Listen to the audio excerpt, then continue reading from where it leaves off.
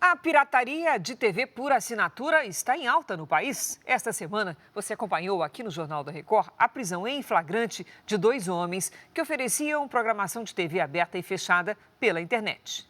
Na reportagem de hoje, você vai ver que, para fugir da polícia, esses grupos criminosos hospedam no exterior os sites que distribuem esse conteúdo de forma ilegal.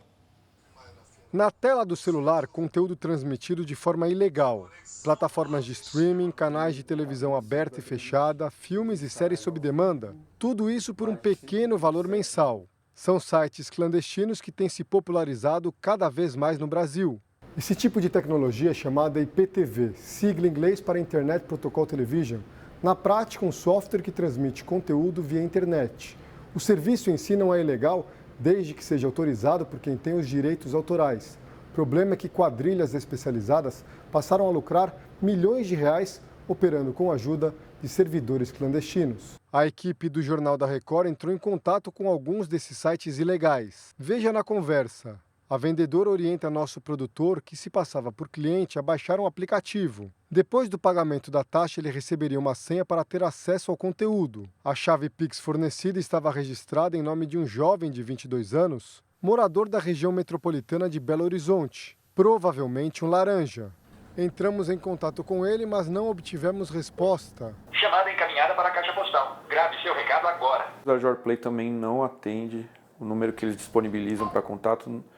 Não é possível fazer contato. Eles costumam diluir, né, esses recebimentos em diversas contas, muitas vezes de laranjas, outras de pessoas que sabem que estão recebendo, mas rapidamente repassam adiante. A promotora de Carapicuíba, na Grande São Paulo, ofereceu denúncia contra um operador de IPTV que faturava por ano 7 milhões de reais. Cada um que se coloca dentro desse sistema de vendas, ele atua de 2 maneiras, fazendo a revenda direta do produto para os consumidores finais e também angariando outros revendedores, de modo que ele vai ficar com porcentagem do que cada revendedor também consegue fazer de vendas. E isso vai se formando uma pirâmide. Esta mensagem é enviada por um desses integrantes que já ocupa o topo da pirâmide do grupo denunciado em Carapicuíba, mostra o nível de organização da quadrilha. Ela foi enviada para os revendedores do mercado de IPTV e determina uma alteração de valores como o mínimo que deve ser cobrado e um tabelamento de preços. Um dos grupos investigados possui mais de 22 mil listas ativas de clientes do serviço clandestino. O Ministério Público de Carapicuíba começou a investigação a partir dessa denúncia anônima sobre TV pirata. O denunciante cita uma pessoa que estaria faturando R$150 mil por mês com a prática ilegal e menciona ainda uma ligação com o tráfico de drogas.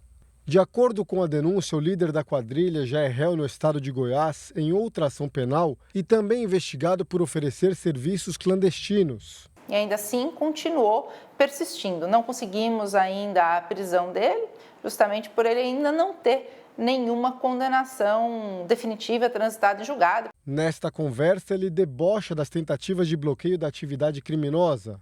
Ele diz que só conseguem derrubar o serviço por um tempo e, mais grave ainda, afirma que eles têm proteção. Muitos dos sites comercializados por esses grupos são hospedados no exterior, o que dificulta a fiscalização das autoridades do país. Segundo este especialista em direito penal, quem utiliza este serviço clandestino comete uma infração civil, mas quem comercializa o software comete um crime que fere a Lei Geral das Telecomunicações. Esse crime tem uma pena prevista de 2 a 4 anos e ela pode ser aumentada da metade em razão de prejuízo ao terceiro. A gente está falando de uma pena máxima de até 6 anos. Quando esse tipo de conduta de pirataria acontece por meio de um equipamento de telecomunicações, nós vamos lá e usamos o nosso poder para garantir que isso não aconteça, para que isso não funcione. Foi prevista a competência para a Agência Nacional do Cinema, a Ancine, tomar medidas de proteção às obras que tenham proteção de direitos autorais. Nós temos um acordo de cooperação com a Ancine,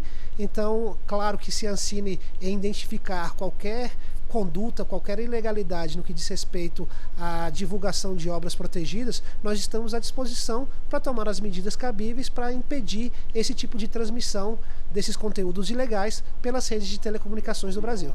A produção do Jornal da Record entrou em contato com a Ancine, Agência Nacional do Cinema, para saber quais as medidas tomadas para proteger os direitos autorais lesados por essas quadrilhas. Mas, até este momento, a nossa equipe não obteve resposta.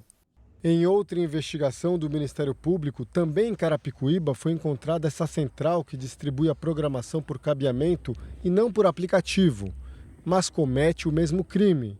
Para quem está na linha de frente ao combate a esse tipo de pirataria, é preciso que os consumidores se conscientizem que quem compra este serviço clandestino também está financiando o crime organizado. Se a população não se conscientizar que isso é um crime que traz muitos prejuízos às sociedades, que acaba fomentando outros, como também o tráfico de entorpecentes, vai ficar cada vez mais difícil o combate.